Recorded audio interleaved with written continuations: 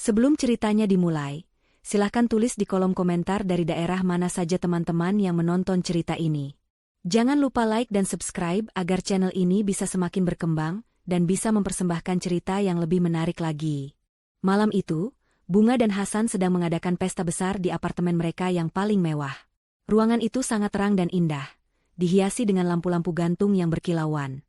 Pesta itu untuk merayakan 1 tahun pernikahan mereka. Banyak sekali tamu yang datang.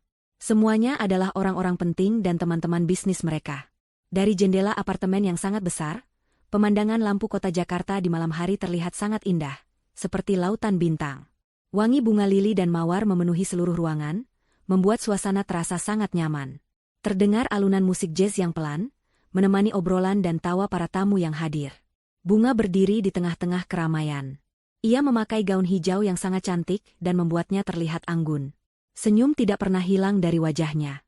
Ia merasa sangat bahagia malam itu, benar-benar merasa seperti wanita yang paling beruntung di seluruh dunia.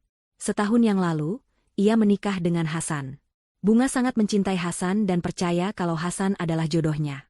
Di mata Bunga, Hasan adalah pria yang sempurna. Ia tampan, pintar, dan bicaranya selalu sopan.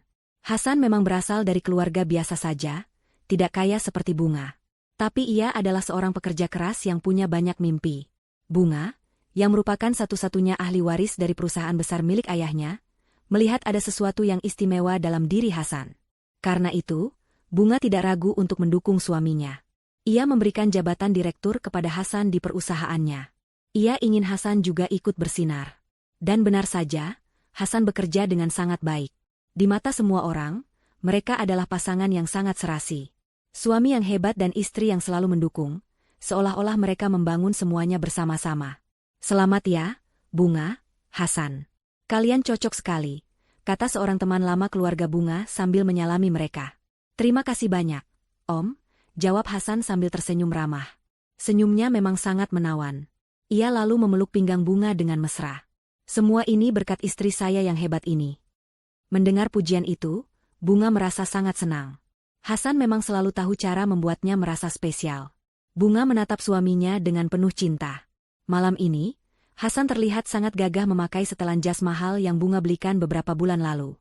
Semua yang dipakai Hasan, dari ujung rambut sampai ujung kaki, adalah pemberian dari Bunga sebagai bukti cintanya. Acara utama malam itu adalah saat mereka saling memberi hadiah. Hasan mengambil mikrofon dan meminta perhatian semua tamu. 1 tahun yang lalu, kata Hasan dengan suara yang jelas, saya menikah dengan wanita terbaik di dunia. Bunga, kamu adalah segalanya buat saya. Terima kasih sudah mau menjadi istri saya. Semua tamu bertepuk tangan dengan meriah. Hasan lalu mengeluarkan kotak kecil dari sakunya.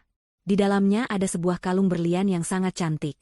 Ini untuk Bunga hatiku, bisik Hasan saat memakaikan kalung itu ke leher Bunga. Sekarang giliran Bunga yang memberikan hadiah. Ia mengambil sebuah kotak besar yang sudah ia siapkan. Mas Hasan, panggil Bunga dengan lembut, kamu adalah sandaranku. Kamu membuat hidupku jadi sempurna. Bunga membuka kotak itu. Isinya adalah sebuah jam tangan merek terkenal yang sangat mahal. Bunga tahu, Hasan sudah lama sekali menginginkan jam tangan itu. Mata Hasan langsung berbinar-binar saat melihatnya. Jam tangan itu bukan cuma mahal, tapi juga sebuah tanda kesuksesan. Sesuatu yang sangat diinginkan oleh Hasan. Hasan langsung memeluk Bunga dengan erat. Terima kasih, sayang. Ini hadiah terbaik, bisiknya. Para tamu kembali bertepuk tangan. Tapi, di tengah semua kebahagiaan itu, ada sesuatu yang terasa aneh. Bunga mencoba untuk tidak memikirkannya, tapi perasaan itu terus muncul. Saat Bunga sedang asyik mengobrol, ia melihat Hasan menerima sebuah panggilan telepon. Tiba-tiba wajah Hasan terlihat tegang. Ia melihat ke arah Bunga sebentar, lalu cepat-cepat berjalan ke balkon supaya tidak ada yang bisa mendengar percakapannya. Bunga hanya bisa melihat punggung suaminya dari jauh. Hati Bunga bertanya-tanya, siapa yang menelepon Hasan di tengah pesta penting seperti ini? Perasaannya jadi sedikit tidak enak. Tapi ia mencoba berpikir positif.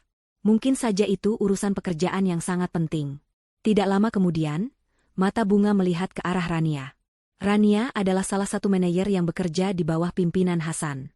Ia wanita yang cantik dan malam itu memakai gaun berwarna merah terang. Yang membuat Bunga merasa aneh bukanlah pakaian Rania, tapi cara Rania memandang.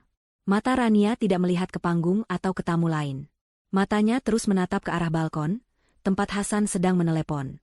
Tatapan Rania terasa aneh, bukan seperti tatapan karyawan ke bosnya.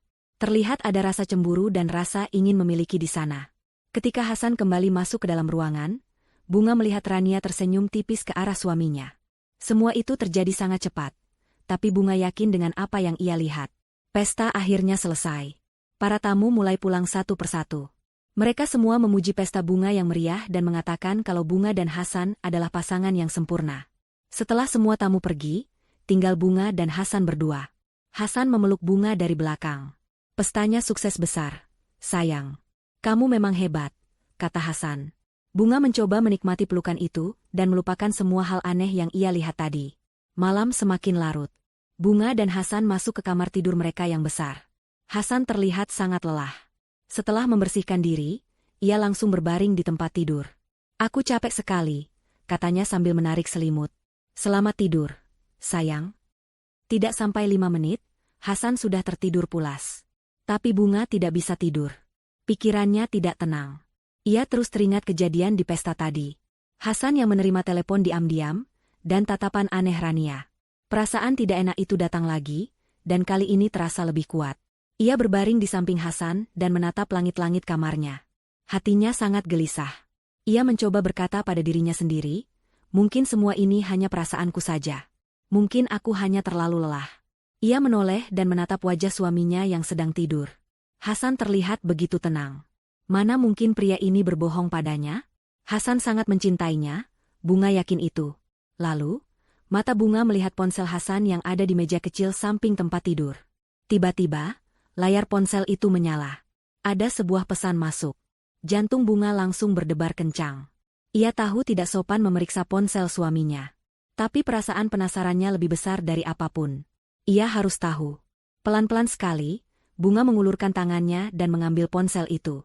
Tangannya gemetar. Ia hanya ingin tahu pesan apa yang masuk selarut ini. Ia mendekatkan ponsel itu ke matanya. Pesan itu ternyata bukan pesan biasa, melainkan sebuah email. Napas Bunga terasa sesak. Seluruh badannya terasa dingin. Waktu seakan berhenti. Di layar ponsel suaminya, Bunga membaca judul email itu dengan jelas. Tulisan itu seolah menusuk matanya. Judul email itu adalah konfirmasi pemesanan apartemen atas nama Hasan dan Rania. Dunia Bunga yang tadinya terasa sangat indah, langsung hancur saat itu juga. Suara dengkuran Hasan yang tidur di sebelahnya, kini terdengar seperti suara pengkhianat. Malam di kamar itu terasa sangat dingin dan sunyi. Bunga masih duduk di tepi tempat tidur, memegang ponsel suaminya. Tulisan di layar itu tidak hilang. Nama Hasan dan Rania tertera dengan jelas di sana, sebagai pemesan sebuah apartemen mewah. Hati Bunga terasa seperti ditusuk ribuan jarum. Rasa sakitnya begitu nyata, sampai ia sulit untuk bernapas. Pria yang tidur dengan nyenyak di sampingnya, pria yang ia cintai dengan sepenuh hati, ternyata adalah seorang pembohong besar. Anehnya, Bunga tidak menangis. Tidak ada satu tetes pun air mata yang jatuh dari matanya. Rasa sedih yang luar biasa itu sepertinya langsung hilang, berubah menjadi perasaan lain. Perasaan itu adalah kemarahan. Kemarahan yang sangat besar, dingin, dan tenang. Ia meletakkan kembali ponsel Hasan di atas meja dengan sangat pelan. Gerakannya mantap, tidak gemetar sama sekali. Ia lalu menatap wajah suaminya.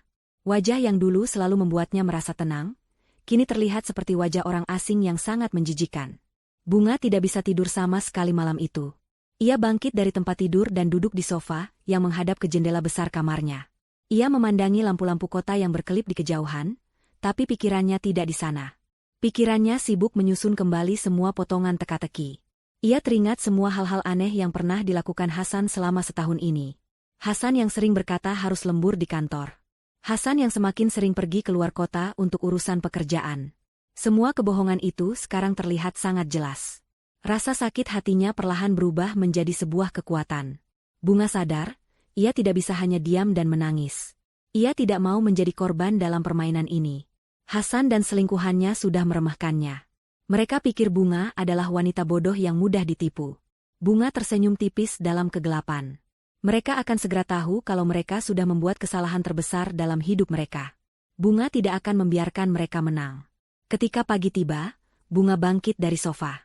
Ia berjalan ke kamar mandi dan melihat wajahnya di cermin. Matanya terlihat lelah karena tidak tidur semalaman.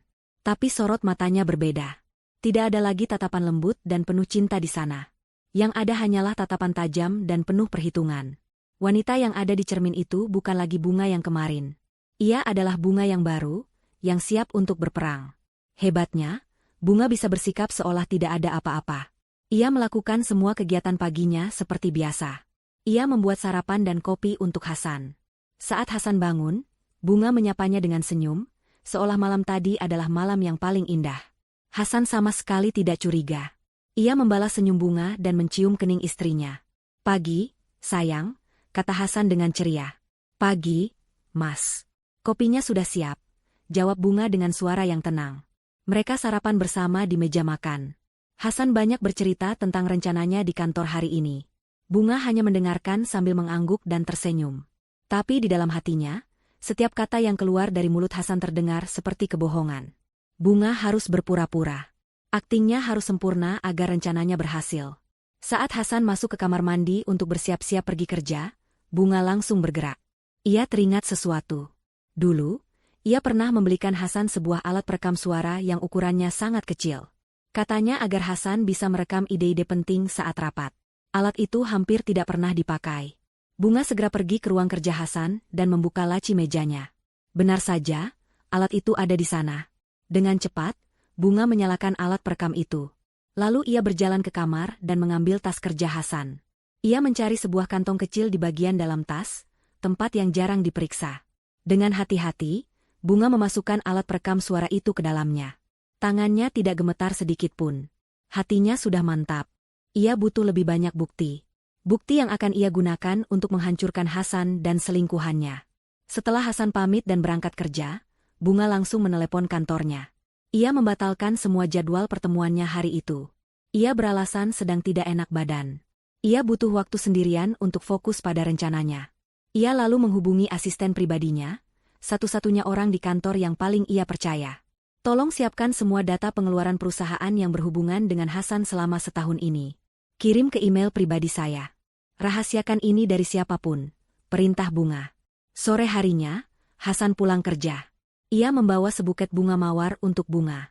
Mungkin ia merasa bersalah, atau mungkin ini hanya bagian dari aktingnya. "Ini buat kamu, sayang. Maaf ya kalau aku sibuk terus," katanya sambil tersenyum.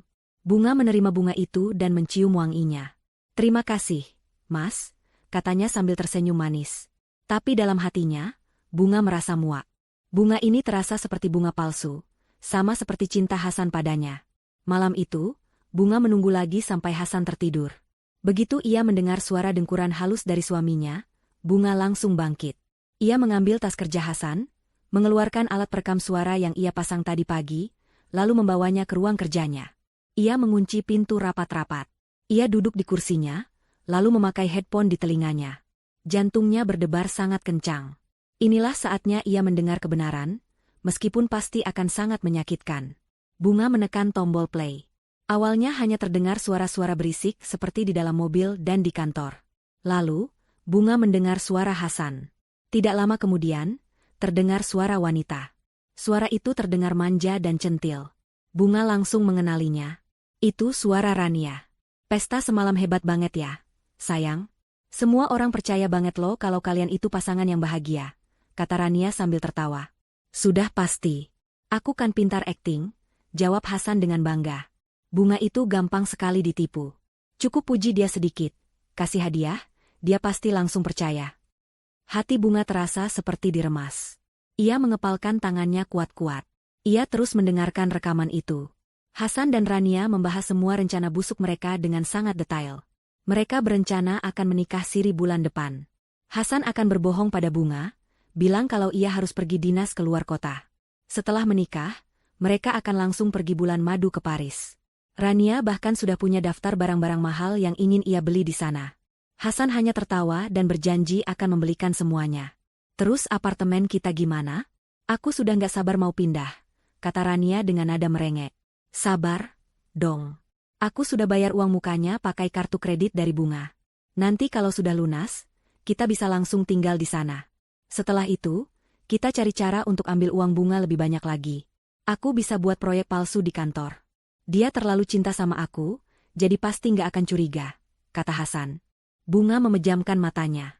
Jadi mereka tidak hanya selingkuh, tapi juga berencana mencuri semua hartanya. Mereka benar-benar jahat. Mereka ingin membuatnya hancur sehancur-hancurnya. Lalu, Bunga mendengar bagian yang paling menyakitkan. Bagian yang membuatnya sadar kalau ia harus membalas mereka dengan cara yang lebih kejam. Suara Rania terdengar sangat senang. Sayang, nanti kalau kita sudah menikah, kamu harus cepat-cepat ceraikan Bunga ya. Aku sudah nggak sabar mau tinggal di rumah besarmu yang sekarang. Aku mau pakai mobil-mobil mewahnya, dan jadi Nyonya Hasan yang sebenarnya. Aku pantas dapat semua itu. Hening sejenak. Lalu Bunga mendengar suaminya tertawa. Tawa yang terdengar sangat bahagia. Tawa yang jarang sekali Bunga dengar. Lalu Hasan menjawab dengan santai, seolah semua itu adalah hal yang biasa. Tenang saja, sayang. Semua miliknya akan jadi milik kita. Cukup. Bunga tidak sanggup mendengar lebih lanjut. Ia menekan tombol stop. Ia melepaskan headphone dari telinganya. Ruangan kerjanya terasa sangat sunyi. Ia menatap layar komputernya yang mati. Di layar hitam itu, ia bisa melihat pantulan wajahnya sendiri. Wajah seorang wanita yang sudah dikhianati habis-habisan. Tapi dari rasa sakit itu, muncul sebuah tekad yang kuat. Senyum tipis yang dingin muncul di bibir Bunga. Ia berbisik pada dirinya sendiri, suaranya pelan tapi penuh janji. Milikku mau kalian ambil? Kita lihat saja nanti siapa yang akan mendapatkan semuanya. Malam itu, perang telah dimulai. Dan Bunga sudah bersiap untuk menjadi pemenangnya. Keesokan paginya, Bunga bangun dengan perasaan yang berbeda. Rasa sakit hati karena dikhianati masih ada, tetapi sudah tidak lagi membakar. Rasa sakit itu kini telah berubah menjadi sesuatu yang dingin dan padat, seperti sebongkah es di dalam dadanya. Tidak ada lagi keraguan. Tidak ada lagi kesedihan. Yang ada hanyalah sebuah tujuan yang sangat jelas. Ia akan mengambil kembali semua miliknya dan memastikan Hasan serta Rania mendapatkan balasan yang setimpal. Malam itu, ia sudah selesai menangisi pernikahannya yang hancur. Pagi ini, ia memulai perangnya. Setelah Hasan berangkat kerja, Bunga tidak membuang waktu. Ia duduk di ruang kerjanya yang sunyi dan mulai bergerak. Langkah pertama dan yang paling penting adalah mencari bantuan hukum. Ia tidak butuh pengacara biasa. Ia butuh yang terbaik. Ia butuh seorang petarung yang akan memastikan kemenangannya mutlak. Bunga mengangkat telepon dan menghubungi asisten pribadinya. Cari informasi tentang pengacara perceraian terbaik di Jakarta, kata Bunga dengan suara yang tegas. Saya tidak peduli berapa biayanya. Saya mau yang paling hebat, paling ditakuti, dan tidak pernah kalah dalam kasus pembagian harta. Asistennya yang sangat sigap langsung bekerja. Kurang dari 1 jam, sebuah nama muncul di email Bunga. Ibu Sari Wibisono. Namanya sangat terkenal di kalangan atas. Beliau adalah pengacara spesialis perceraian yang dijuluki Sang Ratu Catur, karena strateginya yang selalu beberapa langkah di depan lawan. Tidak ada kasus harta gono gini yang pernah ia kalahkan. Bunga tersenyum tipis. Inilah orang yang ia butuhkan. Ia segera membuat janji untuk bertemu siang itu juga. Kantor pengacara itu tidak semewah yang Bunga bayangkan. Letaknya di sebuah gedung tua yang terawat baik. Suasananya sangat tenang, profesional, dan sedikit mengintimidasi. Tidak ada hiasan yang berlebihan, hanya rak-rak buku yang penuh dengan buku-buku hukum tebal. Bunga disambut oleh seorang wanita parubaya yang berpenampilan sangat rapi dan tajam. Itulah Ibu Sari. Matanya cerdas dan tatapannya seolah bisa menembus pikiran lawan bicaranya. Selamat siang, Ibu Bunga. Silakan duduk, kata Ibu Sari dengan suara yang tenang namun berwibawa. Bunga duduk di hadapannya. Anehnya, ia tidak merasa gugup. Ia merasa seperti bertemu dengan seorang jenderal untuk merencanakan strategi perang. Bunga tidak memulai ceritanya dengan air mata atau keluh kesah seorang istri yang tersakiti. Ia memulai dengan fakta. Saya mau mengajukan gugatan cerai, kata Bunga dengan lugas. Ibu Sari hanya mengangguk, menunggu Bunga melanjutkan. Suami saya, Hasan, berselingkuh dengan rekan kerjanya yang bernama Rania. Mereka tidak hanya berselingkuh, tapi mereka juga punya rencana untuk mengambil alih seluruh harta saya. Mereka pikir saya bodoh dan tidak tahu apa-apa, lanjut Bunga. Suaranya tetap datar dan dingin. Ia kemudian meletakkan beberapa lembar kertas di atas meja. Yang pertama adalah cetakan dari email konfirmasi pemesanan apartemen atas nama Hasan dan Rania. Yang kedua adalah sebuah pemutar audio kecil. Ini adalah bukti paling penting, kata Bunga sambil menunjuk alat perekam itu. Ini adalah rekaman percakapan mereka kemarin. Di sini mereka membahas semua rencana busuk mereka. Mulai dari rencana menikah siri, bulan madu ke Paris, sampai rencana menipu saya dengan proyek-proyek fiktif untuk menguras uang perusahaan.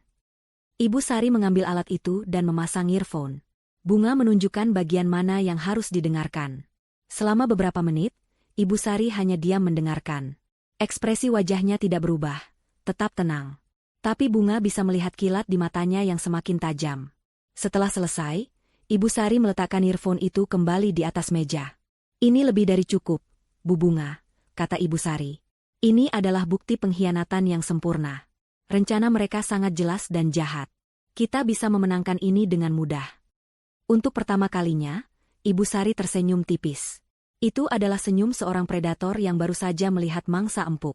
Lalu, apa tujuan akhir yang Ibu inginkan dari perceraian ini? Bunga menatap lurus ke mata pengacaranya. Tujuan saya sederhana, jawab Bunga. Saya mau dia pergi dari hidup saya tanpa membawa apapun. Tidak sehelai benang pun dari harta saya. Saya mau dia kembali menjadi seperti saat pertama kali saya bertemu dengannya. Seorang pria tanpa apa-apa. Ibu Sari mengangguk-angguk, terlihat puas dengan jawaban Bunga. Bagus.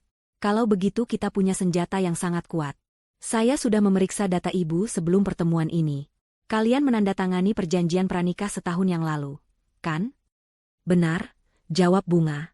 Ayah saya yang bersikeras saat itu. Saya sempat merasa itu tidak perlu karena saya sangat mencintai Hasan.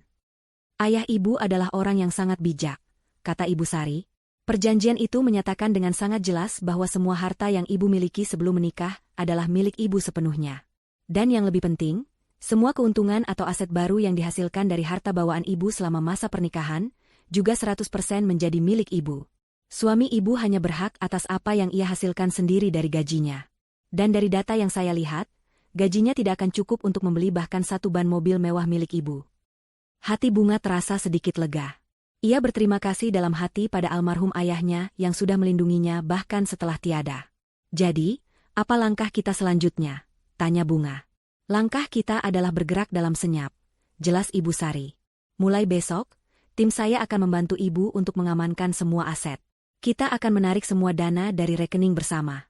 Kita akan mengalihkan semua surat kepemilikan mobil, rumah, dan saham perusahaan kembali ke nama ibu pribadi atau ke nama perusahaan induk milik ibu. Kita akan melakukannya dengan cepat dan diam-diam, sehingga dia tidak akan curiga sedikitpun.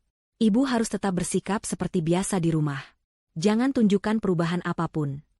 Bunga mengangguk. Ia mengerti. Ia harus terus melanjutkan sandiwaranya sebagai istri yang polos dan penuh cinta.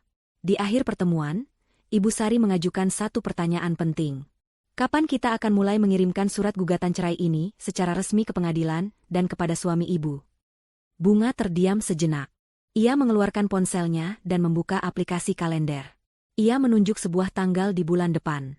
Sebuah tanggal yang sudah ditandai oleh Hasan dengan tulisan, perjalanan dinas, luar kota. Kita akan mulai prosesnya tepat di tanggal ini, kata Bunga. Ibu Sari melihat tanggal itu dengan kening berkerut. Boleh saya tahu kenapa harus tanggal itu? Apa ada sesuatu yang spesial? Bunga menatap pengacaranya, dan untuk pertama kalinya hari itu, sebuah senyum dingin yang tajam terukir di bibirnya. Tentu saja spesial, jawab Bunga. Menurut rekaman yang ibu dengar tadi, itu adalah tanggal pernikahan siri mereka. Saya mau surat gugatan cerai dari saya sampai di tangannya tepat di hari bahagianya. Anggap saja itu hadiah pernikahan dari saya untuk mereka berdua. Mendengar itu, Ibu Sari tertawa kecil. Tawa yang terdengar puas dan penuh kekaguman. Ia sekarang mengerti kenapa ia dijuluki Ratu Catur. Karena klien di hadapannya ini juga seorang ratu yang sudah menyiapkan sebuah langkah skakmat yang indah dan mematikan. Permainan catur ini akan sangat menarik. Hari-hari berikutnya terasa seperti sebuah pertunjukan sandiwara yang panjang bagi Bunga.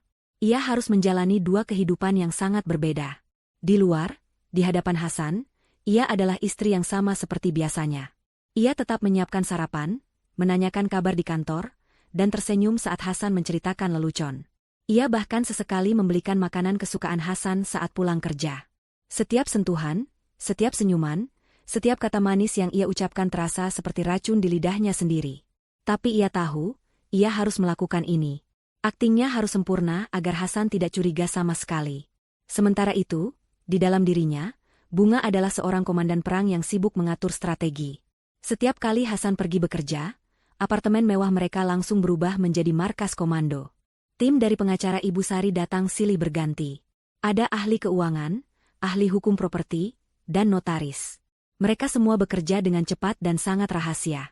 Langkah pertama adalah menguras rekening bersama.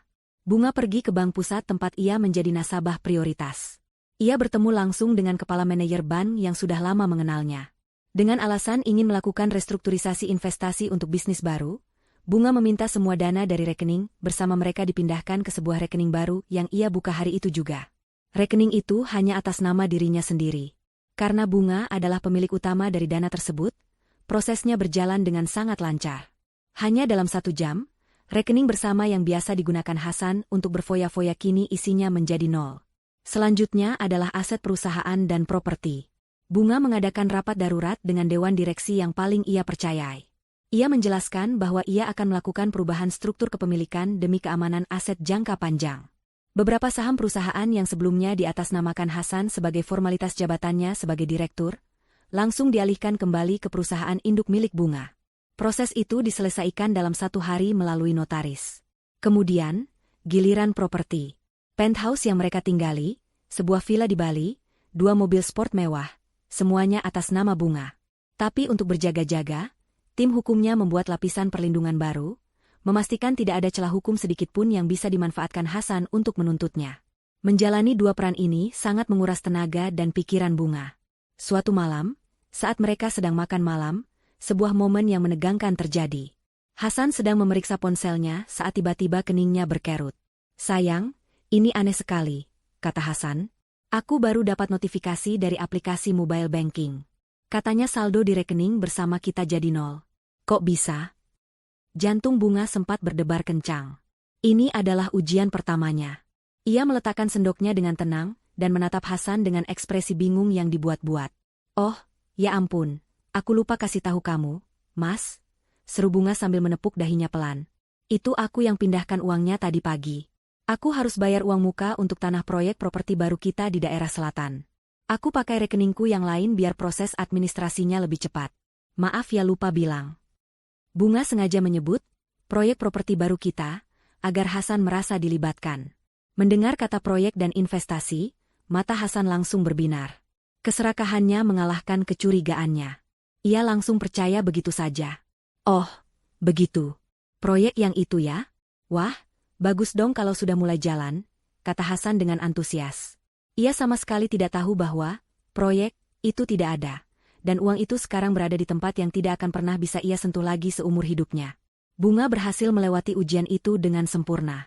Beberapa hari sebelum tanggal pernikahan siri Hasan dan Rania, sebuah kesempatan emas datang dengan sendirinya. Saat sarapan, Hasan berbicara dengan nada manja yang dibuat-buat. "Sayang, aku boleh minta sesuatu, enggak?" tanyanya. "Minta apa, Mas?" jawab Bunga dengan sabar. "Aku mau minta limit kartu kredit platinumku dinaikkan, dong. Sebentar lagi kan aku mau perjalanan dinas. Siapa tahu ada keperluan mendadak atau butuh untuk menjamu klien penting. Biar lebih leluasa aja," jelasnya.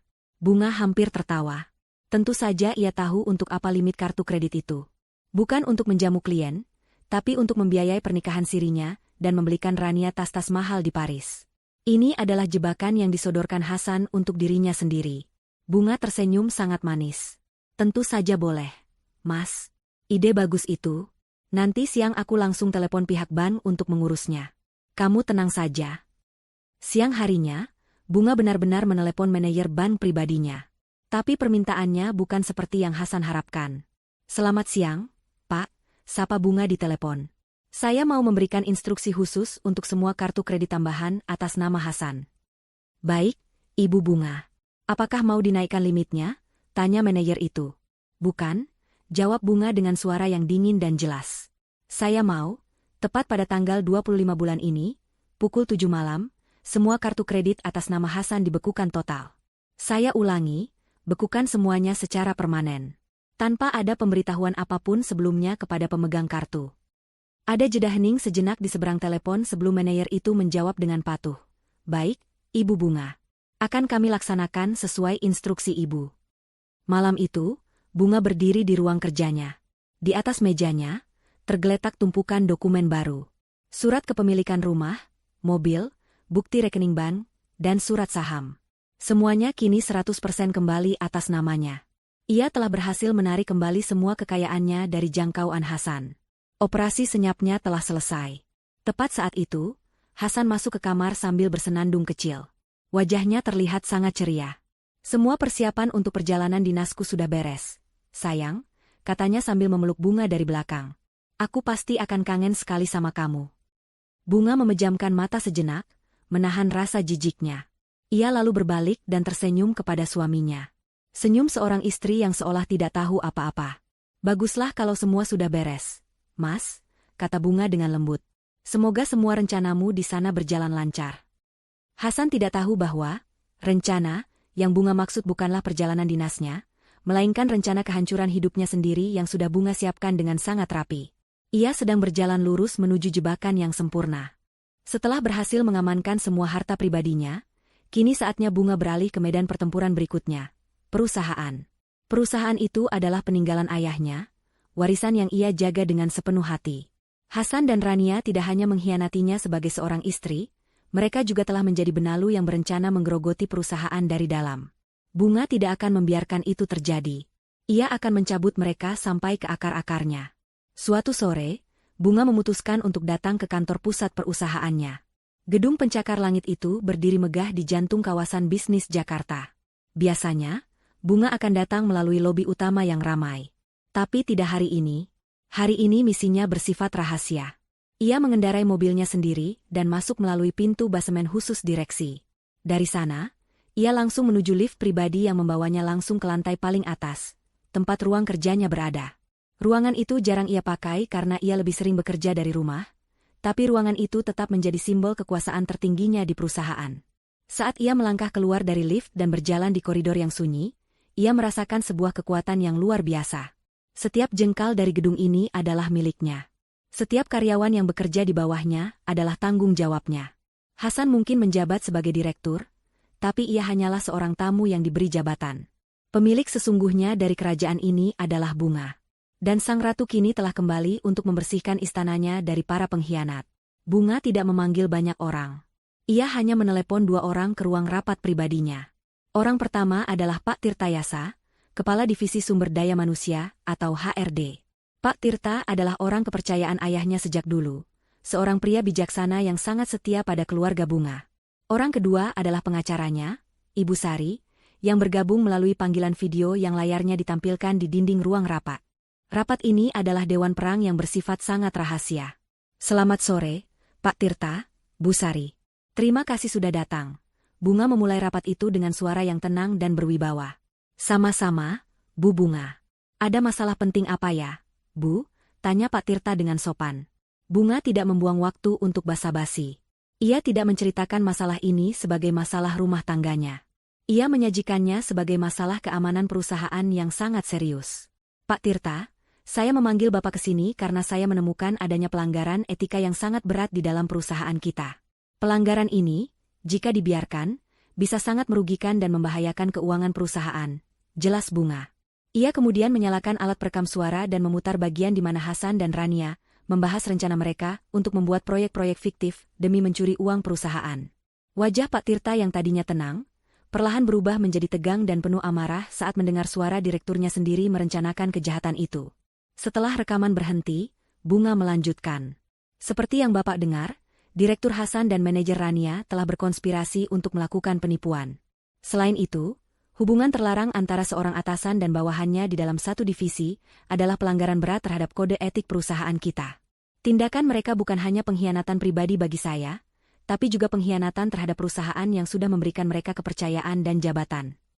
Pak Tirta, yang usianya sudah tidak muda lagi, terlihat sangat terkejut dan kecewa. Saya tidak menyangka Pak Hasan bisa berbuat sejauh ini, Bu. Ini benar-benar tidak bisa dimaafkan. Kita harus mengambil tindakan tegas. Tepat sekali, sahut Ibu Sari dari layar video. Secara hukum, perusahaan punya hak penuh untuk memberhentikan mereka dengan tidak hormat berdasarkan bukti-bukti ini. Karena itu, saya mau Bapak siapkan surat pemecatan untuk mereka berdua. Hari ini juga, perintah Bunga dengan tegas. Pak Tirta mengangguk patuh. Ia langsung membuka laptopnya dan mulai mengetik.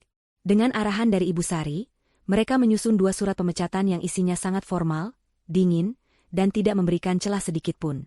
Surat itu menyatakan bahwa Hasan dan Rania diberhentikan secara tidak hormat karena telah melakukan pelanggaran berat terhadap peraturan perusahaan, termasuk penyalahgunaan wewenang dan rencana yang merugikan perusahaan. Surat itu juga memerintahkan mereka untuk segera mengembalikan semua fasilitas kantor, seperti mobil dinas, laptop, dan kartu akses. Gaji terakhir mereka juga akan ditahan sampai proses audit investigasi di divisi mereka selesai dilakukan. Ini adalah pukulan telak yang akan melumpuhkan mereka secara profesional. Setelah surat itu selesai dicetak di atas kertas resmi perusahaan, Pak Tirta meletakkannya di hadapan Bunga. Ada 2 surat, satu untuk Hasan, satu untuk Rania. Bunga mengambil sebuah pulpen mahal peninggalan ayahnya. Dengan tangan yang sangat stabil, ia menandatangani kedua surat itu. Tanda tangannya terlihat tegas dan jelas. Ini bukan lagi tanda tangan seorang istri yang patah hati. Ini adalah tanda tangan seorang pemimpin tertinggi yang sedang menegakkan keadilan di kerajaannya. Setelah selesai, Pak Tirta bertanya dengan hati-hati, apakah surat ini harus saya kirimkan sekarang juga, Bu? Bunga menggelengkan kepalanya pelan. Jangan dulu, Pak. Ia mengambil kedua surat itu, memasukkannya ke dalam 2 amplop coklat yang terpisah, lalu menyegelnya dengan rapat. Ia menyerahkan kedua amplop itu kepada Pak Tirta. Tolong simpan kedua surat ini di dalam brankas pribadi Bapak, kata Bunga dengan nada suara yang tenang namun penuh perintah. Anggap saja surat ini adalah hadiah pernikahan kedua dari saya untuk mereka. Bapak baru boleh mengirimkan kedua surat ini melalui kurir khusus pada tanggal, hari, dan jam yang nanti akan saya perintahkan. Jangan mengirimnya 1 menit pun lebih cepat atau lebih lambat. Mengerti? Baik, Bu. Saya mengerti, jawab Pak Tirta sambil menerima kedua amplop itu dengan hormat. Bunga menatap kedua amplop yang ada di tangan Pak Tirta. Di dalamnya ada bom waktu yang siap meledak dan menghancurkan masa depan Hasan dan Rania. Bom itu kini hanya tinggal menunggu aba-aba darinya untuk diluncurkan. Sementara Bunga sibuk menyusun rencana pembalasannya dengan rapi, di belahan kota yang lain, Hasan dan Rania justru sedang berada di puncak kebahagiaan. Mereka hidup dalam dunia hayalan mereka sendiri, merasa seperti pasangan paling pintar dan beruntung di dunia. Mereka sama sekali tidak tahu bahwa jurang kehancuran sudah menganga lebar di hadapan mereka. Siang itu, mereka bertemu untuk makan siang di sebuah restoran mahal yang tersembunyi, tempat favorit mereka untuk bertemu diam-diam. Mereka duduk di pojok ruangan, tertawa dan bercanda mesra, seolah dunia ini hanya milik mereka berdua. Tinggal beberapa hari lagi, sayang, kata Rania dengan mata berbinar-binar. Tangannya sibuk menggulir layar ponselnya, melihat-lihat katalog sebuah butik online ternama. Aku sudah putuskan.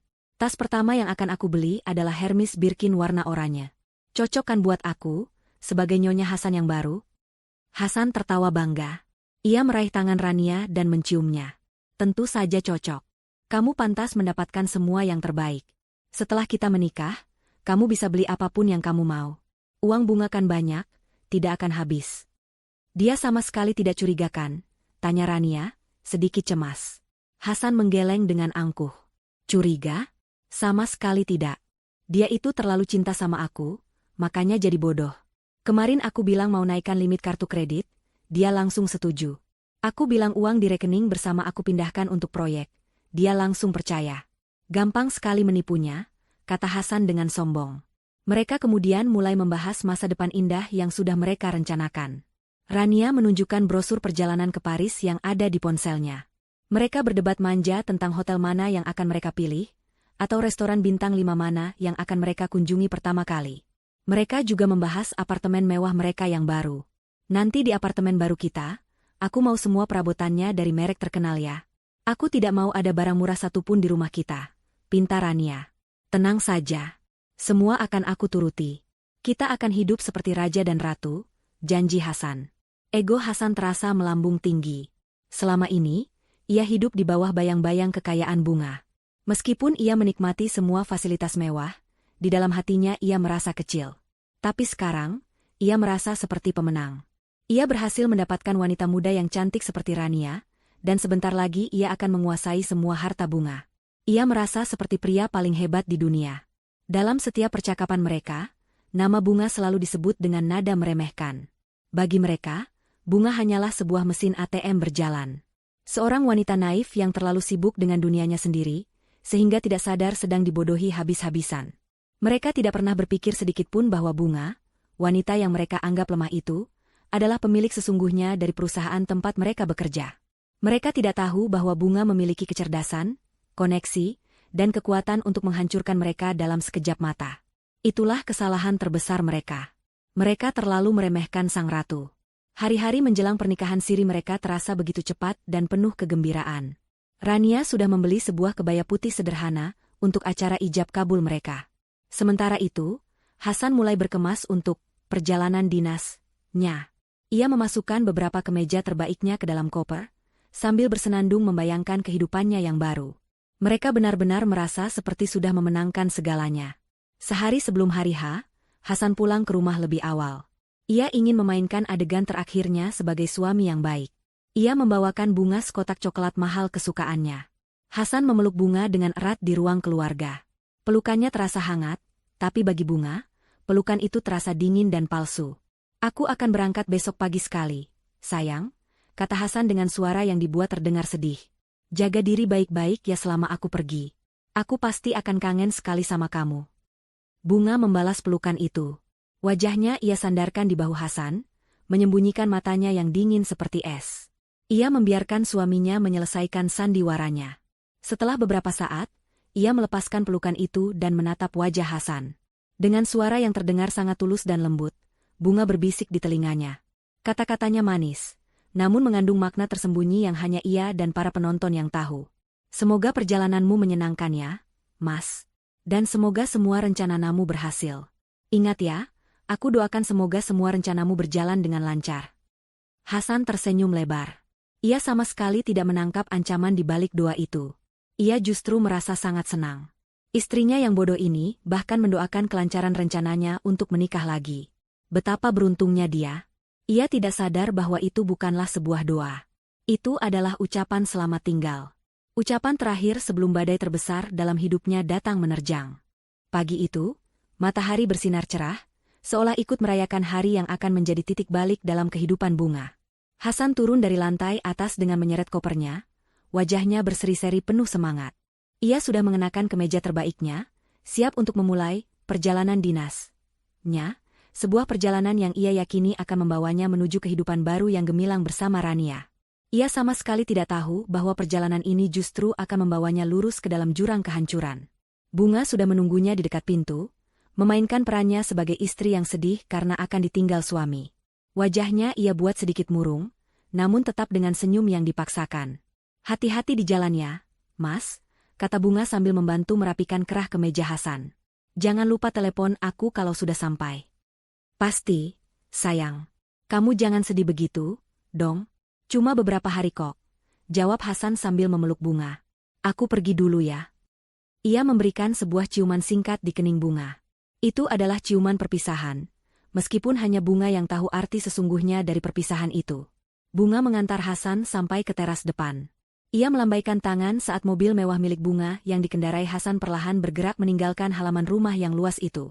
Ia terus memasang wajah sedih sampai mobil itu benar-benar hilang di tikungan jalan. Saat itulah, semuanya berubah. Begitu mobil itu lenyap dari pandangan, senyum sedih di wajah Bunga langsung hilang. Wajahnya berubah menjadi dingin dan tanpa ekspresi. Ia berbalik, masuk kembali ke dalam rumah yang sekarang terasa lebih lapang dan bebas. Hitung mundur telah dimulai. Mesin pembalasan dendamnya kini resmi ia nyalakan. Bunga berjalan dengan tenang ke arah sofa ruang keluarga. Ia duduk dengan anggun, lalu mengeluarkan ponselnya. Jarinya bergerak dengan cepat dan mantap di atas layar. Ia hanya perlu mengirimkan 3 pesan singkat untuk memulai segalanya. 3 pesan yang akan memicu 3 ledakan besar dalam kehidupan Hasan dan Rania. Pesan pertama ia kirimkan kepada pengacaranya, Ibu Sari. Isinya hanya 2 kata, "Malam ini, jalankan." Itu adalah perintah untuk mendaftarkan gugatan cerai secara resmi dan menyiapkan semua dokumen untuk dikirimkan. Pesan kedua ia kirimkan kepada Kepala HRD, Pak Tirtayasa. Isinya juga sangat singkat. "Sekarang, kirim kurirnya." Perintah ini akan membuat kurir khusus segera bergerak untuk mengantarkan 2 amplop berisi surat pemecatan yang sudah ia tanda tangani. Pesan ketiga, ia kirimkan kepada manajer bank pribadinya. Sesuai rencana, pukul 7 malam. Ini adalah perintah akhir untuk bom waktu finansial yang telah ia siapkan. Tepat pada jam itu, semua akses keuangan Hasan akan terputus total. Setelah ketiga pesan itu terkirim, Bunga meletakkan ponselnya di atas meja. Selesai. Tidak ada lagi yang bisa diubah. Roda takdir sudah berputar, dan ia yang memegang kendalinya. Sebuah senyum tipis yang penuh kepuasan terukir di bibirnya. Di tempat lain, di sebuah rumah sederhana milik salah satu teman mereka, Hasan dan Rania sedang melangsungkan acara ijab kabul mereka. Acaranya sangat sederhana dan tertutup, hanya dihadiri oleh beberapa orang teman dekat yang tidak tahu cerita sebenarnya. Rania terlihat cantik mengenakan kebaya putihnya. Hasan terlihat gagah dan bahagia. Saat penghulu menyatakan pernikahan mereka sah, keduanya tersenyum lebar. Mereka berpelukan erat, merasa seperti pemenang. Dalam pikiran Rania, ia sudah berhasil mendapatkan tiket emas menuju kehidupan mewah. Dalam pikiran Hasan, ia sudah berhasil mendapatkan istri muda yang cantik sekaligus langkah lagi untuk menguasai harta bunga. Mereka tidak sadar bahwa status pernikahan siri mereka yang baru saja disahkan, justru menjadi tiket mereka menuju kemiskinan dan penderitaan. Sementara mereka merayakan kemenangan semu mereka, Bunga justru sibuk membersihkan sisa-sisa kehidupan Hasan dari rumahnya. Ia tidak menangis atau melihat-lihat foto kenangan. Ia bergerak dengan efisien. Pertama, ia menelepon tukang kunci profesional untuk datang dan mengganti semua kunci di setiap pintu apartemennya. Kunci lama yang dipegang Hasan tidak akan bisa dipakai lagi. Setelah itu, sebuah truk dari perusahaan jasa pindahan tiba. Beberapa orang pekerja yang profesional masuk ke dalam rumah. Dengan arahan dari Bunga, mereka mulai mengemasi semua barang milik Hasan. Setiap helai kemeja, setiap pasang sepatu, setiap buku, bahkan sikat gigi miliknya, semua dimasukkan ke dalam kotak-kotak kardus. Bunga mengawasi proses itu dengan tatapan dingin, seolah ia sedang mengawasi pembuangan sampah. Tidak ada sedikit pun rasa sentimental. Baginya, Hasan dan semua kenangannya memang sudah menjadi sampah yang harus dibuang. Setelah semua barang Hasan selesai dikemasi dan dimasukkan ke dalam truk, Bunga memberikan sebuah alamat kepada supir truk itu.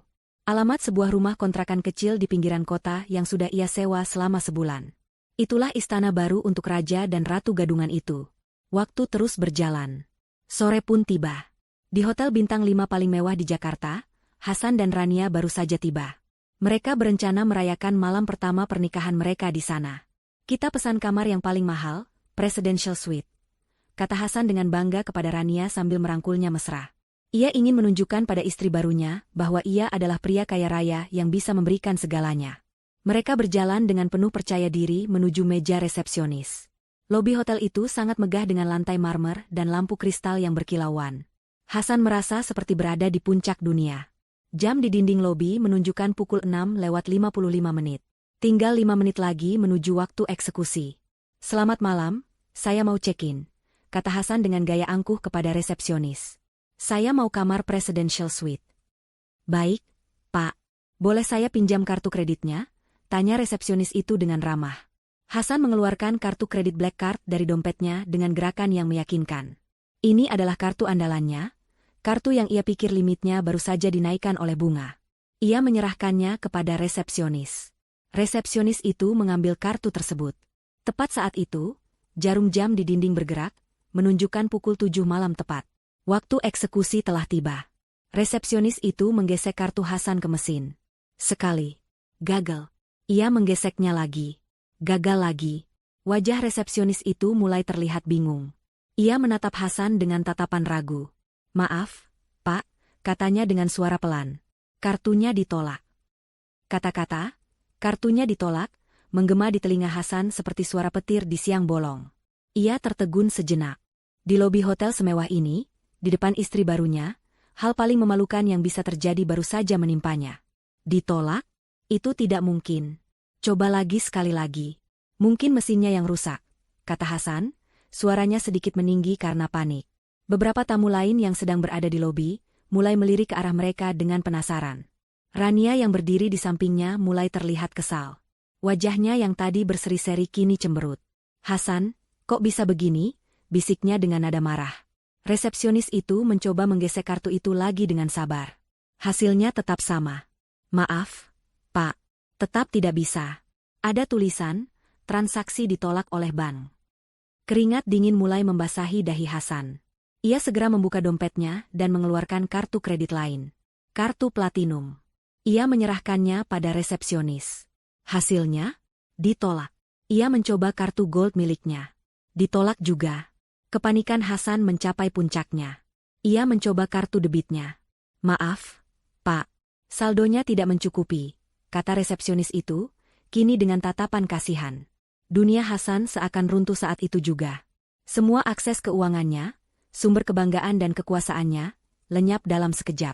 Ia berdiri mematung di depan meja resepsionis, bingung dan malu. Hasan, ayo kita pergi dari sini. Ini memalukan sekali, desis Rania sambil menarik lengan bajunya. Matanya menatap Hasan dengan penuh amarah dan kekecewaan. Pria kaya raya yang ia nikahi ternyata tidak bisa membayar kamar hotel. Mimpi indahnya mulai berubah menjadi mimpi buruk. Tepat di tengah-tengah kekacauan dan rasa malu itu, seorang pria berpenampilan rapi yang memakai seragam kurir menghampiri mereka. "Permisi, apakah benar ini dengan Bapak Hasan dan Ibu Rania?" tanya kurir itu dengan sopan. Hasan dan Rania saling berpandangan, bingung. "Iya, benar. Ada apa?" jawab Hasan. "Ada paket untuk Bapak dan Ibu," kata kurir itu sambil menyerahkan sebuah amplop coklat yang sangat besar dan tebal. Hasan menerima amplop itu dengan perasaan tidak enak. Siapa yang mengirim paket ke hotel ini? Mereka bahkan belum sempat check-in. Dengan perasaan cemas, mereka berdua berjalan menuju sofa yang ada di sudut lobi. Tangan Hasan gemetar saat ia merobek amplop itu. Isi di dalamnya membuat napas mereka tercekat. Hal pertama yang mereka lihat adalah setumpuk dokumen resmi dari pengadilan. Di halaman paling depan, tertulis dengan jelas, surat gugatan cerai, penggugat, Bunga Amalia, tergugat, Hasan Wicaksono. Wajah Hasan langsung pucat pasi. Rania menutup mulutnya dengan syok. Jadi Bunga sudah tahu semuanya. Di bawah dokumen cerai itu, ada 2 buah amplop lain dengan logo perusahaan. Mereka membukanya dengan tergesa-gesa. Itu adalah surat pemecatan mereka berdua. Dipecat dengan tidak hormat. Karir mereka, masa depan mereka di perusahaan, semuanya hancur. Dan yang paling menghancurkan ada di tumpukan paling bawah. Di sana ada salinan dokumen-dokumen kepemilikan. Surat rumah, surat mobil, bukti kepemilikan saham perusahaan, dan laporan rekening bank. Di semua dokumen itu, hanya ada satu nama pemilik yang sah, Bunga. Saat itulah Hasan dan Rania sadar. Mereka tidak punya apa-apa. Semua kekayaan yang selama ini mereka nikmati dan rencanakan untuk mereka kuasai, ternyata tidak pernah menjadi milik mereka. Seolah semua itu belum cukup, ada selembar kertas terakhir di paling belakang. Sebuah surat yang ditulis dengan tulisan tangan Bunga yang indah dan rapi. Hasan membacanya dengan suara bergetar. "Hasan dan Rania, selamat atas pernikahan kalian. Anggap saja semua dokumen ini adalah kado pernikahan spesial dari saya. Hasan, karena sekarang kamu bukan lagi suami saya, dan juga bukan lagi karyawan di perusahaan saya, maka kamu tidak punya hak sedikitpun untuk tinggal di rumah saya lagi. Semua barang-barangmu yang tidak seberapa itu sudah saya kemasi dengan rapi. Dan untukmu Rania, mimpi indahmu untuk menjadi nyonya besar di istana saya, sayangnya harus berakhir bahkan sebelum sempat dimulai. Tapi jangan khawatir, sebagai hadiah terakhir, saya tidak akan membiarkan kalian menjadi gelandangan di malam pertama pernikahan kalian. Saya sudah menyewakan sebuah tempat tinggal yang sangat nyaman, untuk kalian memulai hidup baru yang sederhana. Kalian bisa tinggal di sana selama 1 bulan. Ini alamat dan kuncinya. Nikmatilah." Tangan Hasan gemetar hebat saat membaca kalimat terakhir. Terlampir di surat itu, ada sebuah kunci. Bukan kunci mobil mewah atau kunci apartemen. Hanya sebuah kunci biasa yang terlihat murah dan berkarat, tergantung di sebuah gantungan kunci sederhana. Di samping kunci itu, ada secari kertas kecil berisi alamat sebuah rumah kontrakan di gang sempit di pinggiran Jakarta. Hasan terduduk lemas di sofa. Hancur. Ia sudah kalah telak. Bunga, wanita yang ia anggap bodoh dan naif, ternyata adalah seorang pemain catur ulung yang sudah merencanakan skakmat yang mematikan untuknya. Rania menatap kunci dan alamat itu dengan nanar. Wajahnya yang cantik kini dipenuhi amarah dan kebencian.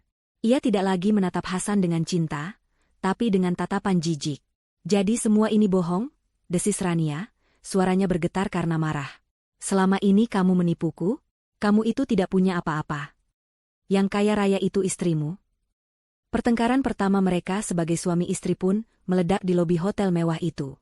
Mimpi mereka tentang Paris, tas mahal, dan kehidupan mewah telah terkubur dalam-dalam. Malam pertama pernikahan yang seharusnya mereka habiskan di kamar suite yang indah, kini harus mereka habiskan untuk mencari jalan menuju sebuah kontrakan pengap, dengan hanya berbekal satu kunci murah sebagai penunjuk jalan menuju neraka baru mereka. Perjalanan dari lobi hotel bintang 5 menuju alamat kontrakan terasa seperti perjalanan turun dari surga ke neraka.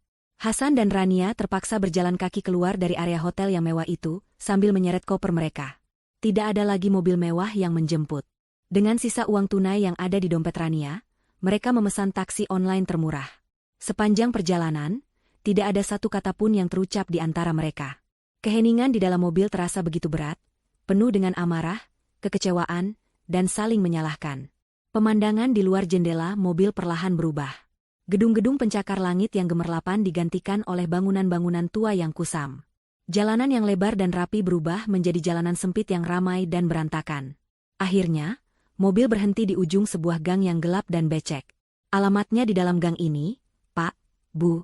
Mobil tidak bisa masuk, kata supir taksi itu. Hasan dan Rania turun dari mobil. Bau tidak sedap dari selokan di pinggir gang langsung menyambut mereka. Dengan perasaan jijik, mereka berjalan masuk ke dalam gang sempit itu, mencari nomor rumah yang tertera di kertas. Akhirnya, mereka menemukannya. Sebuah rumah petak kecil yang cat dindingnya sudah banyak mengelupas. Pintunya terbuat dari besi tua yang sedikit berkarat. Ini sangat jauh berbeda dari penthouse mewah yang Rania impikan. Ini bahkan lebih buruk dari kamar kosnya yang dulu. Tangan Hasan gemetar saat memasukkan kunci murahan itu ke lubang pintu. Pintu terbuka dengan suara derit yang memilukan. Bagian dalam rumah itu lebih menyedihkan lagi. Hanya ada satu ruangan kecil yang pengap dan berdebu.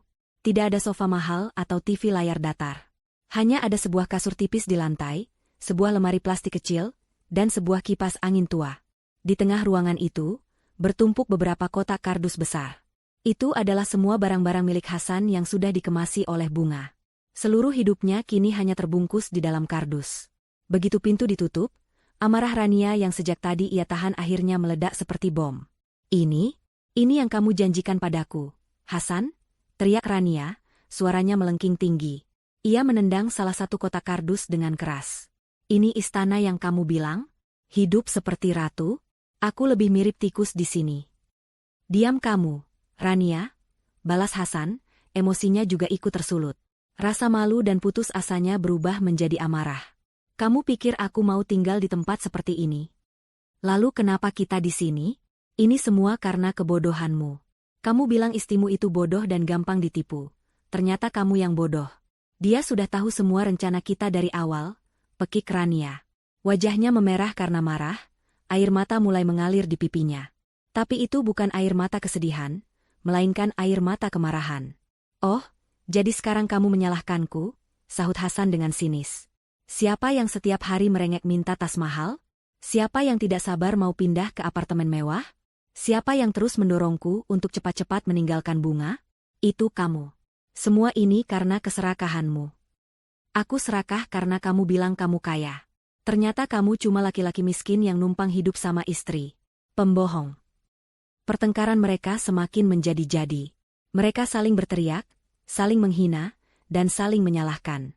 Tidak ada lagi panggilan, sayang, atau kata-kata manis. Yang ada hanyalah makian dan kata-kata kasar. Cinta palsu yang mereka bangun di atas kebohongan kini telah hancur, menampakkan wujud asli mereka. Dua orang egois yang hanya memikirkan diri sendiri. Mereka kini terjebak bersama di dalam neraka yang mereka ciptakan sendiri. Setelah lelah berteriak, mereka berdua terduduk lemas di lantai yang dingin. Rania menangis terseduh-seduh, menyesali keputusannya. Hasan menatap kosong ke arah tumpukan kardus miliknya. Hancur. Semuanya hancur. Karirnya, kekayaannya, reputasinya, semuanya hilang dalam satu malam. Tiba-tiba, secercah harapan muncul di benak Hasan. Pengacara. Ia masih punya sedikit uang simpanan di rekening lain yang Bunga tidak tahu. Mungkin ia bisa menuntut Bunga. Setidaknya mendapatkan sebagian kecil dari harta mereka selama menikah. Harta Gonogini. Dengan napas yang terengah-engah, Hasan mengambil ponselnya dan menelepon seorang pengacara yang ia kenal. Halo, Pak, kata Hasan dengan suara serak. Saya Hasan. Saya mau konsultasi. Mantan istri saya mengambil semua harta kami. Rumah, mobil, uang, semuanya. Apa saya bisa menuntut hak saya atas harta Gonogini? Hening sejenak di seberang telepon. Lalu, terdengar suara tawa kecil dari pengacara itu. Pak Hasan, kata pengacara itu dengan nada geli. Bapak lupa ya kalau setahun yang lalu Bapak menandatangani sebuah surat perjanjian pranikah dengan Ibu Bunga? Saya sudah pernah lihat dokumen itu. Isinya sangat jelas dan kuat. Semua harta yang dimiliki Ibu Bunga sebelum dan selama pernikahan adalah 100% miliknya. Anda tidak punya hak menuntut sepeser pun. Kalaupun Bapak mau coba menuntut, saya jamin Bapak hanya akan buang-buang uang dan waktu. Karena Bapak pasti akan kalah telak. Seperti disambar petir untuk kedua kalinya malam itu. Hasan menjatuhkan ponselnya ke lantai. Habis. Harapan terakhirnya sudah benar-benar pupus. Ia tidak akan mendapatkan apa-apa. Rania, yang sejak tadi diam-diam mendengarkan percakapan telepon itu, menatap Hasan dengan tatapan yang lebih dingin dari sebelumnya. Wajahnya yang basah oleh air mata kini mengeras. Tidak ada lagi harapan. Tidak ada lagi jalan keluar. Mereka berdua hanya bisa saling menatap di dalam ruangan kontrakan yang pengap dan remang-remang itu. Di sekeliling mereka ada tumpukan kardus berisi mimpi yang terkubur dan masa depan yang suram. Malam pertama pernikahan mereka dihabiskan dalam keheningan yang paling menyakitkan. 6 bulan kemudian. Pagi itu, di lantai tertinggi sebuah gedung pencakar langit, Bunga sedang memimpin rapat dewan direksi. Ia mengenakan setelan kerja berwarna biru tua, yang membuatnya terlihat sangat berwibawa. Dengan tenang dan percaya diri, ia memaparkan strategi bisnis perusahaan untuk 5 tahun ke depan. Semua orang di ruangan itu menatapnya dengan penuh kekaguman dan rasa hormat. Sejak ia mengambil alih kendali penuh perusahaan, bisnisnya justru melesat semakin maju. Ia berhasil mendapatkan beberapa proyek internasional besar. Bunga bukan lagi sekadar pewaris, ia telah membuktikan dirinya sebagai seorang pemimpin yang cerdas dan tangguh. Setelah rapat selesai, Bunga menikmati secangkir kopi di ruang kerjanya yang luas. Dari jendela, ia bisa melihat pemandangan kota Jakarta yang sibuk. Ia merasa sangat damai. Beban pengkhianatan itu sudah lama hilang, digantikan oleh rasa kebebasan dan kebanggaan pada dirinya sendiri. Ia membuka sebuah majalah bisnis yang ada di atas mejanya. Di sampul depan majalah itu, terpampang fotonya yang sedang tersenyum. Judul besarnya tertulis, Bunga Amalia, membangun kembali kerajaannya, lebih kuat dari sebelumnya. Ia tersenyum tulus. Itulah dirinya sekarang. Sementara itu, di sebuah sudut kota yang kumuh dan padat, pemandangan yang sangat berbeda terjadi. Di dalam sebuah rumah kontrakan yang semakin hari semakin kotor dan berantakan, Hasan dan Rania sedang menjalani hukuman mereka. Kehidupan mereka jauh dari kata bahagia. Hasan masih menjadi pengangguran. Berita tentang pemecatannya yang tidak hormat, karena mencoba menipu perusahaan istrinya sendiri, sudah menyebar luas di kalangan bisnis. Tidak ada satupun perusahaan yang mau menerimanya bekerja. Setiap hari ia hanya duduk melamun di dalam kontrakan, meratapi nasibnya yang sial. Penampilannya kini tidak terurus. Wajahnya yang dulu tampan kini terlihat kusam dan penuh keputusasaan. Rania terpaksa bekerja. Tapi bukan lagi sebagai manajer di kantor mewah. Ia bekerja sebagai pelayan di sebuah warung makan kecil dengan gaji yang pas-pasan. Setiap hari ia harus berhadapan dengan pelanggan yang cerewet dan pekerjaan yang melelahkan. Wajahnya yang dulu cantik kini terlihat lelah dan penuh dengan garis-garis kekecewaan. Hampir setiap hari mereka bertengkar. Bukan lagi pertengkaran hebat seperti di awal, melainkan pertengkaran kecil yang menyedihkan karena masalah sepele. Hari itu, mereka bertengkar karena sebungkus mie instan. Mana mie instanku? Aku lapar sekali baru pulang kerja. Bentak Rania sambil membanting tasnya. Sudah aku makan tadi siang. Memangnya kenapa? Aku juga lapar, sahut Hasan dari pojok ruangan. Enak saja kamu. Itu mie terakhir. Kamu seharian di rumah tidak melakukan apa-apa, kenapa tidak cari kerja sana? Teriak Rania. Cari kerja? Cari kerja. Kamu pikir gampang? Ini semua kan juga salahmu. Balas Hasan tidak mau kalah. Cinta dan nafsu yang pernah ada di antara mereka telah lama mati, digantikan oleh kebencian dan penyesalan yang mendalam. Mereka terikat dalam pernikahan siri yang kini terasa seperti penjara. Adegan terakhir dari cerita ini kembali kepada Bunga. Sore itu, Bunga terlihat berada di bandara internasional. Ia tampil sangat modis dengan kacamata hitam dan pakaian yang nyaman namun tetap elegan. Ia menyeret sebuah koper mahalnya, berjalan dengan santai menuju konter check-in kelas utama. Petugas konter menyambutnya dengan ramah. Selamat sore, Ibu Bunga. Senang sekali bisa melayani Anda lagi. Boleh saya lihat tiket dan paspornya? Tujuan kemana kita hari ini? Bunga meletakkan paspor dan tiketnya di atas meja. Ia tersenyum sangat cerah. Senyum seorang wanita yang benar-benar bebas dan bahagia. Ia menatap petugas itu dan menjawab dengan satu kata yang penuh kemenangan. Paris. Ia akan melakukan perjalanan yang dulu direncanakan oleh para pengkhianat itu. Tapi kali ini, ia pergi sendirian, bukan untuk bulan madu, melainkan untuk merayakan kebebasan dan kemenangannya. Ia akan menikmati setiap detiknya, di kota paling romantis di dunia, dengan uangnya sendiri, dengan kebahagiaannya sendiri. Saat Bunga berjalan dengan anggun menuju ruang tunggu keberangkatan, adegan berpindah untuk terakhir kalinya ke kontrakan Hasan dan Rania. Di tengah pertengkaran mereka yang tidak ada habisnya, seorang pria pemilik kontrakan datang dan menempelkan secari kertas di pintu mereka yang sudah reot. Kertas itu adalah surat peringatan pengusiran, karena mereka sudah 2 bulan tidak membayar uang sewa.